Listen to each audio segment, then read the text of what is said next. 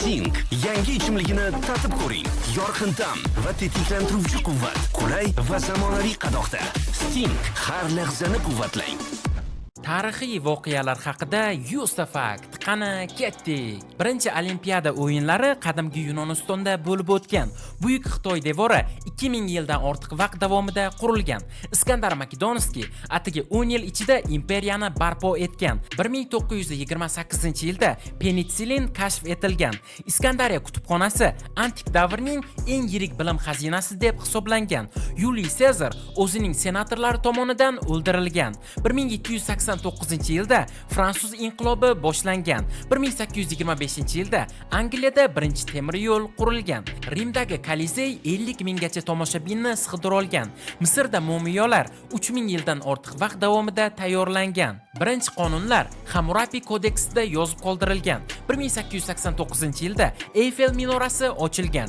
Troya urushi Gomerning Iliada asariga asoslangan. Birinchi musulmon erkak Ali ibn Abu Talib bo'lgan. 1953-yilda DNK tuzilishi kashf etilgan. 1776-yilda AQSh mustaqillik deklaratsiyasini qabul qilgan. Qadimgi Rimda yillik taqvimi 10 oylik bo'lgan.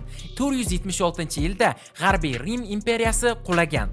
Vizantiya Rim qulaganidan keyin yana 1000 yil davom etgan. 1066-yilda Gastings jangi bo'lib o'tgan. U Angliyani tubdan o'zgartirgan. Salib yurishi 200 yil davom etgan. 1989-yilda butun jahon internet ixtiro qilingan va bu Yevropa aholisining 3dan 1 qismini o'ldirgan. Mo'g'ullar tarixdagi eng yirik imperiyani yaratgan. 1492-yilda Kolumb Amerika qit'asini kashf qilgan. Yoxan Gutenberg 1440-yillarda bosma mashinasini ixtiro qilgan. Leonardo da Vinci 6000 dan ortiq chizmalar va yozuvlar yaratgan. 16-asrda Yevropada jodugar ovchisi mavsumi boshlangan. 1703-yilda Sankt-Peterburgga asos solingan. 1812-yilda Napoleon Rossiyaga bostirib kirgan. 2007-yilda Steve Jobs iPhone'ni taqdim etgan. Birinchi xalifa Abu Bakr bo'lgan. Umar davrida islom yerlari Misr va Forsga qadar kengaygan. 1804-yilda Napoleon Fransiya imperatori bo'lgan. 1861-yilda Rossiyada qullik tizimi bekor qilingan.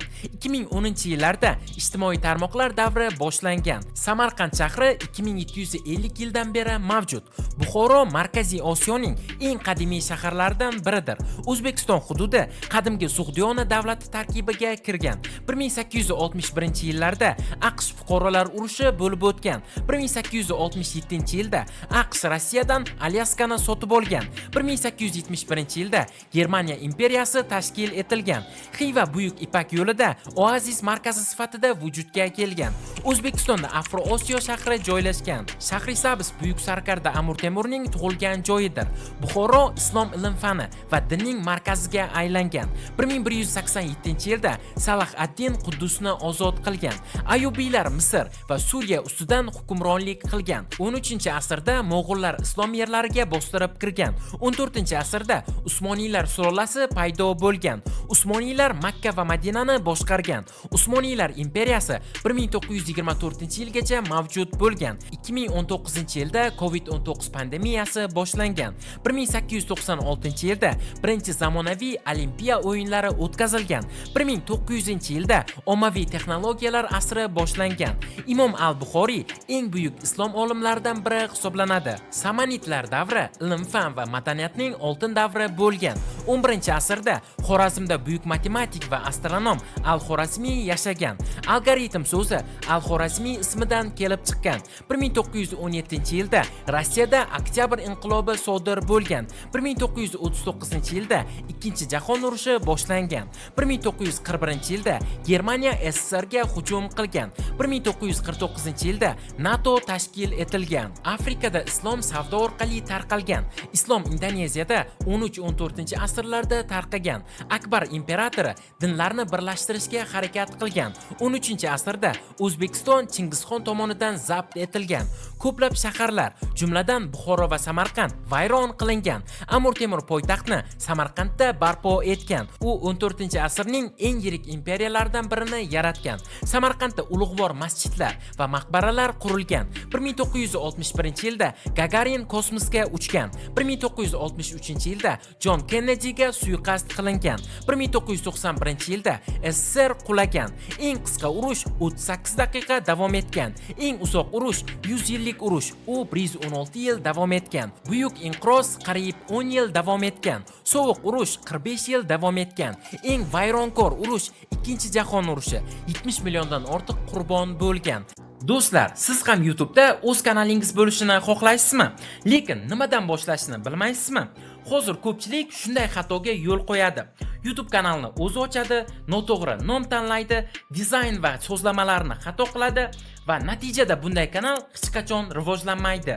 Shuning uchun biz sizga tayyor YouTube kanal ochib beramiz, kanalingiz uchun unikal nom topamiz, sifatli banner avatarka tayyorlaymiz va kanalingizni rekomendatsiyaga chiqadigan qilib sozlab beramiz. Hattoki hozirda ko'pchilik duch kelayotgan raqam bilan tasdiqlash muammosini ham hal qilib beramiz. Agar siz ham YouTube'da o'z kanalingizni boshlamoqchi bo'lsangiz, ekrandagi admin profiliga YouTube kanal so'zini yozib qoldiring. Biz esa sizga batafsil ma'lumotni yuboramiz. Eng qonli jang Stalingrad jangi hisoblanadi. 1962-yilda dunyo yadro urushi yoqasiga kelib qolgan. 1912-yilda Titanic cho'kib ketgan. 2008-yilda Pekinda ulkan olimpiada ochilgan. 1960-yillarda SSRda oyning o'zida shahar qurish rejasi bo'lgan. AQShda 1980-yillargacha Halloween bunchalik ommaviy nishonlanmagan. 1900-yilga olimpiadada hayvonlar ham qatnashgan. Afrikada futbol sababli urush bo'lgan. 2021-yilda birinchi bor turistlar oyga uchgan. Rimda gladiatorlar ko'pincha mahsulotlarni reklama qilgan. Amir Temur vafotidan so'ng hokimiyat uning avlodlari Temuriylarga o'tgan. 1986-yilda Chernobylda halokat yuz bergan. 2003-yilda AQSh Iroqqa bostirib kirgan. 1979-yilda Sovet ittifoqi Afg'onistonga bostirib kirgan. Saudiya Arabistoni 1932-yilda birlashgan. Istanbuldagi Ko'k masjid Usmoniylar timsoli hisoblanadi. 1999-yilda yevro rasmiy valyuta sifatida joriy etilgan. 2020-yilda Olimpiada ilk bor tomoshabinlarsiz o'tkazilgan. Temuriylar qulashi bilan yerlarda o'zbek xonliklari kuchaygan. Xonlikning poytaxti Buxoro bo'lgan. Qo'qon Xitoy bilan savdoning muhim markaziga aylangan. Do'stlar, bugungi videomiz shulardan iborat edi. Agar video sizlarga yoqqan bo'lsa, videoga like bosing va kanalimizga obuna bo'lib, kommentariyada keyingi 100 ta fakt kim yoki nima haqida bo'lishini yozib qoldiring. Keyingi videolarda ko'rishguncha, xayr.